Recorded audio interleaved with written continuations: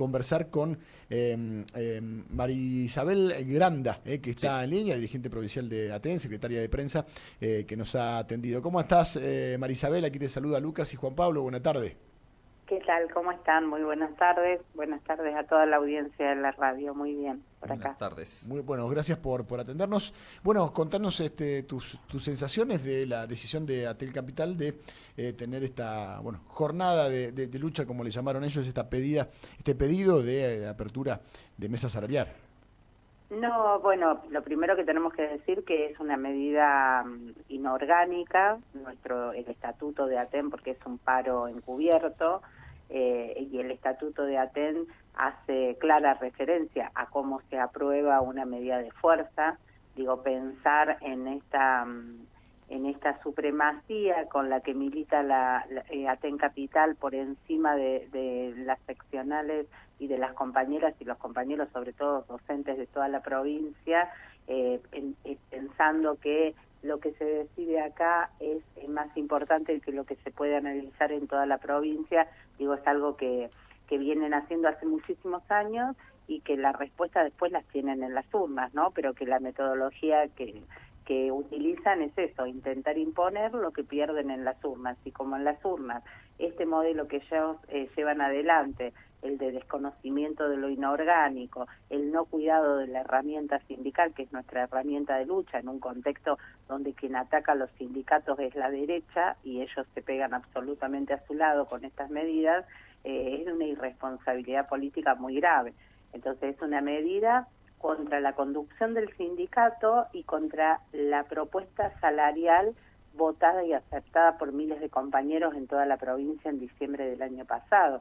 Basta mirar qué pasa cruzando el puente en la provincia de Río Negro. Córdoba acaba de cerrar su propuesta salarial en el día de ayer. Santa Fe aún tiene una paritaria sin cerrar.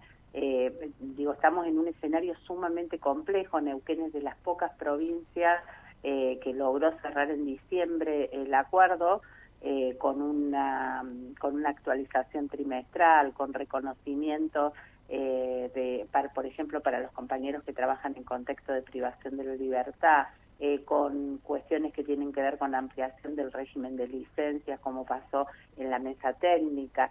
Digo, con muchas cuestiones que ir contra ese acuerdo es poner en riesgo nada más ni nada menos que la actualización salarial que nosotros tenemos aprobada por amplísima mayoría en toda la provincia de Neuquén. Así que, digo, es grave las medidas que ellos toman, es irresponsable porque después los compañeros y las compañeras son los que sufren las consecuencias, ¿no? Entonces, digo, subirse a una medida de la CTA autónoma que tenía un objetivo claro, que tiene que ver con la gravísima situación que atraviesan los compañeros de ATE Capital con miles y miles de despidos, y por eso hay una medida de fuerza de la CTA autónoma. Nosotros, por un lado, pertenecemos a la CTA de las trabajadoras y los trabajadores, pero por otro lado, digo, estamos en otro contexto.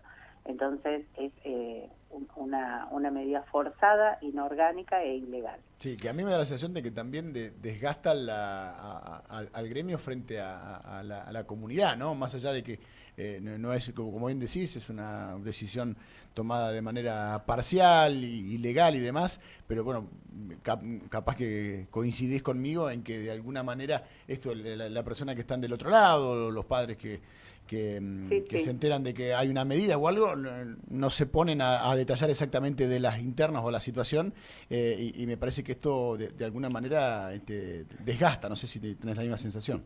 Sí, coincido, digo, no, porque nosotros, porque además las familias saben, después de muchos años, porque ha sido algo muy trabajado por nosotras y nosotros, después de muchísimos años, el acercamiento a la comunidad educativa, que para nosotros es una prioridad, y que en todo caso, cuando no hay otra opción que no es la medida de fuerza, cuando no podemos cerrar un acuerdo salarial, cuando no hay mesa de negociación, cuando nos suceden cosas que tienen que ver con el recorte en educación, bueno, por muchísimas situaciones, es ATEN, porque ATEN es sindicato único. Somos una de las pocas provincias en el país donde hay un sindicato único de docentes, ¿no?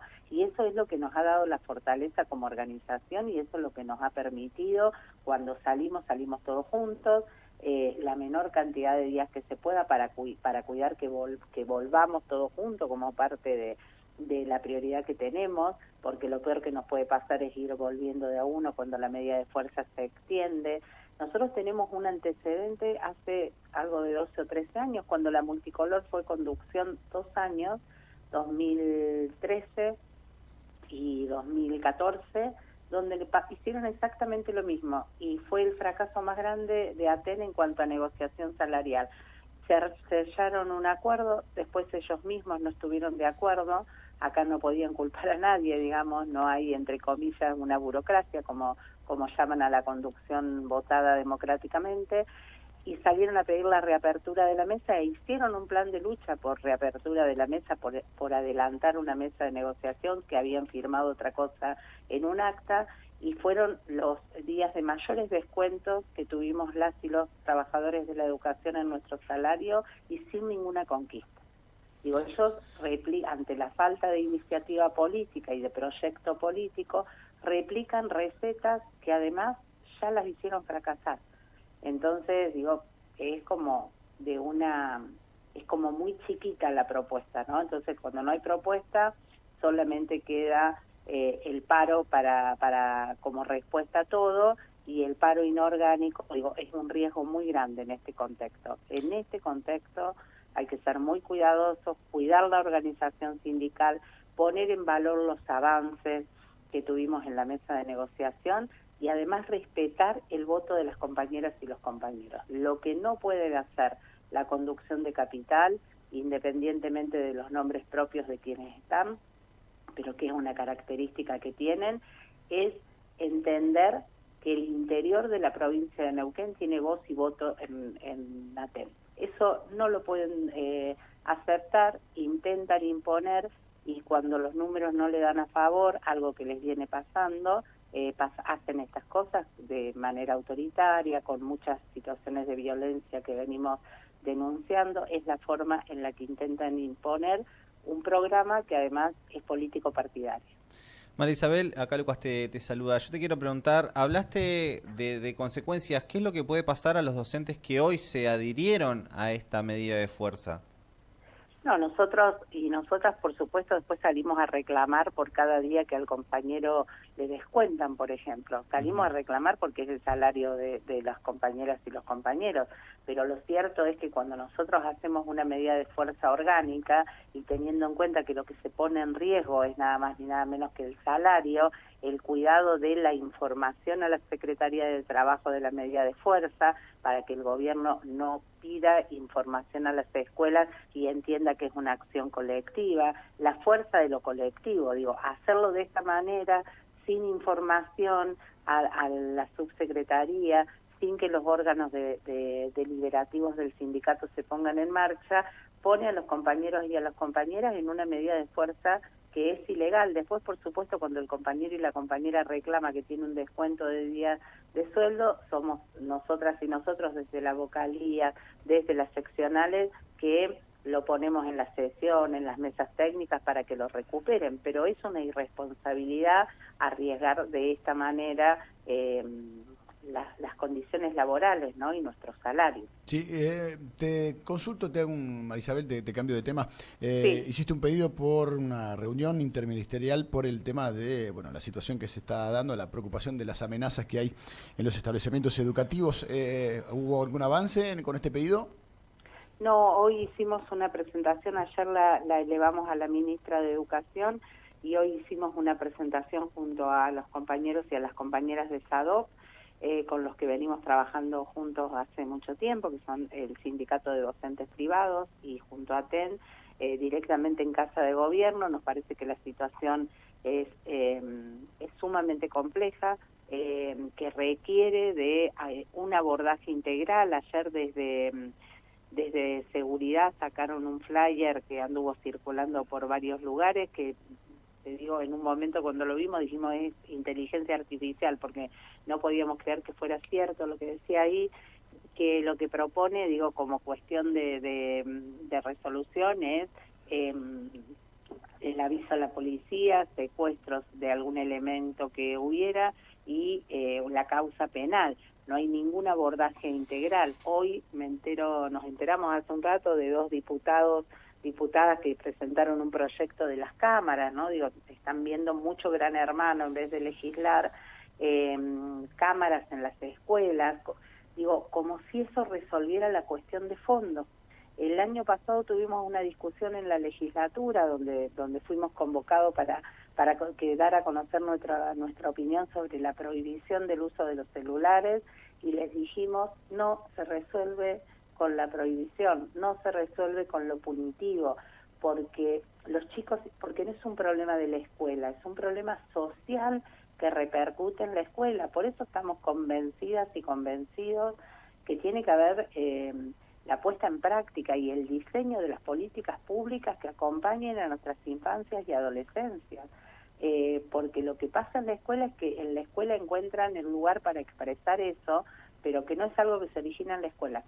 Entonces la escuela puede con mucho, pero la escuela no puede con todo, la escuela no tiene que poder con todo, y entonces ahí es donde otros organismos del Estado tienen que intervenir. Claro. Ayer el Consejo de Educación sacó una guía de intervención que ni siquiera pasaron por cuerpo colegiado, donde ante cada situación está dentro de uno de los puntos hacer la denuncia a la policía.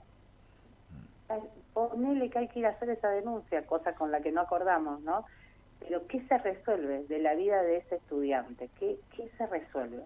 Su prioridad es que no se suspendan las clases. Díganme qué familia en cualquier lugar de la provincia, ante una amenaza de un tiroteo, va a decidir ese día mandar a sus hijos a la escuela.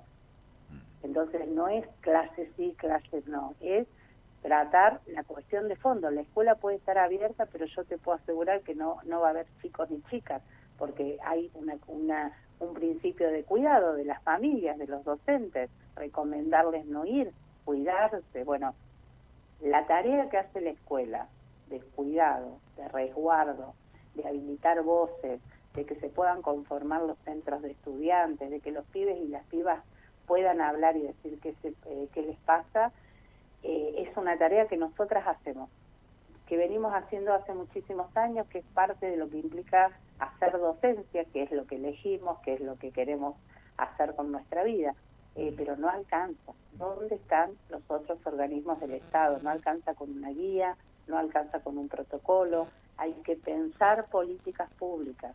Los chicos y las chicas tienen que poder hacer deporte, tienen que poder salir de la escuela y tener alguna actividad artística, tienen que tener opciones. Está claro, sí. Marisabel. Y eso es lo que estamos pidiendo. Está claro. Te agradecemos estos minutos con Cumbre. No, por favor, gracias a ustedes por el contacto. No, muchísimas gracias. Hasta luego. Hasta luego. Adiós. Marisabel Grandas, charlado con nosotros, secretaria de prensa de ATEN.